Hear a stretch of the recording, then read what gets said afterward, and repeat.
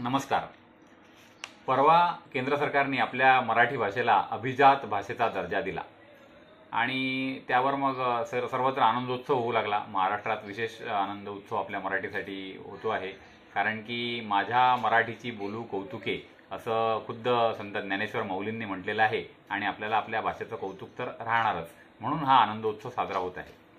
आणि याच रात्री माझ्या एका मित्राचा मला फोन आला की अभिजात भाषा म्हणजे काय, अभिजात भाषेचा दर्जा मिळणं म्हणजे काय मिळणं हे अनेकांना याची माहिती नाही आहे।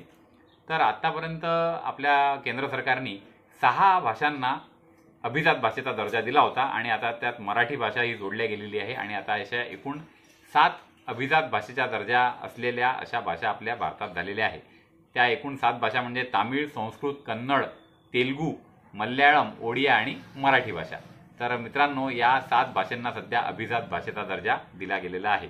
आता अभिजात भाषेचा दर्जा मिळवण्यासाठी काय निकष असतात, तर अभिजात भाषा होण्यासाठी ती भाषा जी आहे ती 1500 ते 2000 वर्ष प्राचीन अशी असावी, शिवाय त्या भाषेमध्ये खूप मौल्यवान आणि महत्त्वाचं साहित्य असं असावं।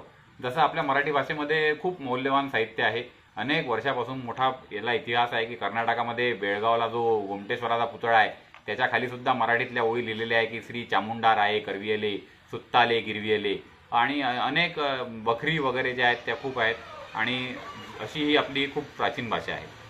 तसंच या भाषेला ही भाषा स्वयंभूषित असावी, म्हणजे या भाषेमध्ये दुसऱ्या भाषेतून उधार घेतलेले शब्द किंवा असं उष्ण काही घेतलेलं नसावं, ती भाषा स्वयंभूषित अशी भाषा असावी। तर हे सगळं यासाठी हे निकष आहे आणि हे निकष आपल्या मराठी भाषेने पूर्ण केलेले आहे। बरं ठीक आहे, मग आता अभिजात भाषा तर आपली मराठी भाषा झाली, पण या दर्जामुळे अभिजात भाषा हा दर्जा दिल्यामुळे काय फायदे होणार आहेत, तर सर्वप्रथम की या भाषेच्या समृद्धीसाठी, या भाषेच्या विकासासाठी, या भाषेच्या किंवा या भाषेतील साहित्यासाठी निधी हा प्राप्त होणार आहे। तसंच या भाषेमध्ये जे अध्ययन करतात, उच्च अध्ययन करतात आणि काहीतरी महत्त्वपूर्ण अशी कामगिरी या भाषेतून बजावतात, त्या अशा 2 व्यक्तींना पुरस्कार दिले जातात। या भाषेसाठी एक केंद्र सुद्धा स्थापित होते।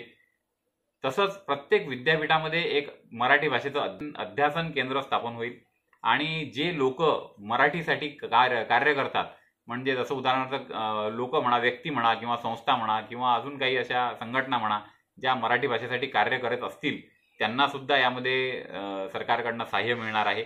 आणि तसंच जे काही प्राचीन ग्रंथ आहेत त्या ग्रंथांचं अनुवाद म्हणजे मराठीतून इतर भाषांमध्ये सुद्धा अनुवाद होण्यास सुरुवात होईल। तर हे सगळे फायदे अभिजात भाषेच्या दर्जामुळे आपल्या मराठीला मिळणार आहे।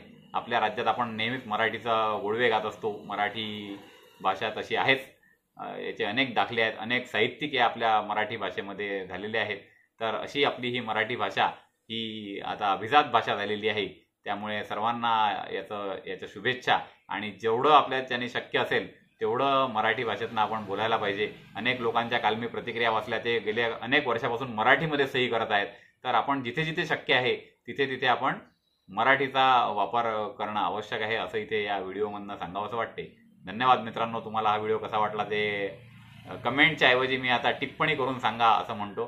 तर तुम्हाला हा व्हिडिओ कसा वाटला हे टिप्पणी करून सांगा आणि माझ्या या चॅनलचे तुम्ही सबस्क्रायबर व्हायच्या ऐवजी सभासद व्हा असं मी म्हणेल। धन्यवाद मित्रांनो।